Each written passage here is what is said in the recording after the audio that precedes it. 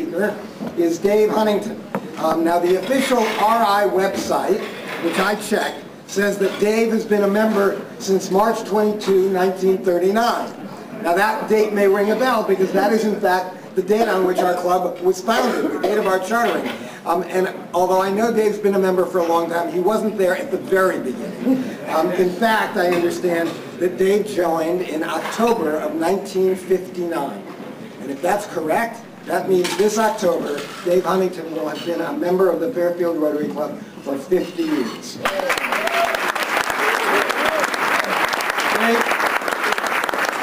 Dave also served as a president of this club from 1964 and 1965, and so I'm delighted to introduce to you Dave Huntington, who's going to talk about the founding years of the club, 1939 to 1964. Thanks, Dave.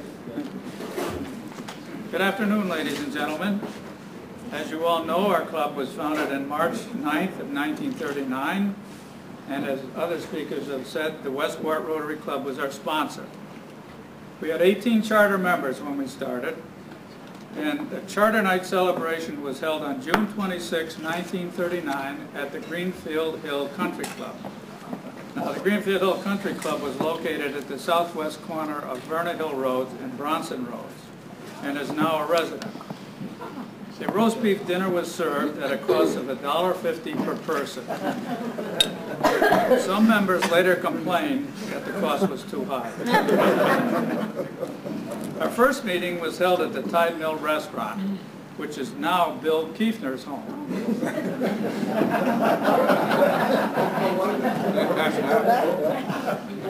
The second location was at the Old Umpqua Hotel on the Old Post Road, long since gone. All that's left is the old foundation amongst the weeds and shrubs. Our third place was again back to the Tide Mill. Again, this was not good, mainly due to parking and lack of room for other diners. In 1940, we moved to the Marine Room at Rudy's, located on the Post Road at North Pine Creek Road. We had our meetings on the second floor. The building is now the B-Side Cafe. I attended a meeting there in 1944 or 45, and the club met there until 1947. Our fifth location was at the Fairfield Inn, which was also owned by Rudy and located on the Post Road, slightly to the rear of where Splash Car Wash is. The Fairfield Inn was originally a Dutchland Farms restaurant, which later became a Howard Johnson's before they moved to what is now Boston Joe's. Then we moved to Ottavio's, a banquet facility on the Post Road located where the Rite Aid Pharmacy is. Our seventh place was the Scandinavian Club on South Pine Creek Road, and our eighth and final meeting place is here at the Gaelic American Club, where I hope we can stay for many more years. In 1939, the dues were $15, which could be paid in monthly installments of $1.25. In 1959, 20 years later, dues went up to $22.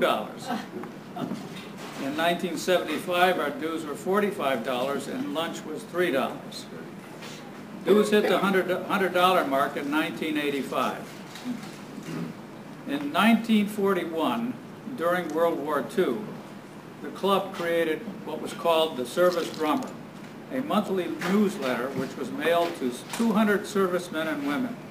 It told of events and happenings in Fairfield. It ran from 1941 through May of 1946. Probably 75,000 copies were distributed. The Drummer was very much enjoyed by servicemen and women. Our first serious fundraising effort was the flea market, which was held on July 15, 1961, and was located at the then Roger Ludlow High School field, now Tomlinson Athletic Field. We engaged Ann Anderson as our show manager. She secured the exhibitors and ran the show. Exhibitors paid $10 for a 20 by 20 foot space in which to sell their merchandise. Our club manned a refreshment area in the middle of the field. We rented a tent.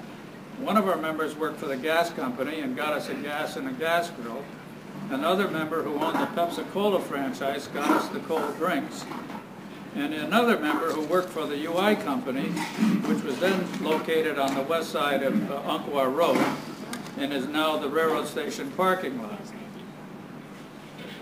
We filled urns there with hot water and trucked them to the tent and made coffee. Al Jennings was president of our club that year, and I was chairman for the show. We all had a good time, rain or shine. Rudy Penzer, Pete's father, chairman of the Board of Education, had a truck which we used to clean up the field after the show was over. Later, the flea market, now called an antique show, was moved to what is now Fairfield Ludlow Field. I believe the show ran up until 1985. Thank you very much. Thank you, Dave. That was great. I actually, Dave, you might want to be interested. I remember going to the Fairfield Inn when I was a senior in high school for the year-end tribute to high school students that the Rotary has done for many, many years. That was my first introduction to Rotary. It was great.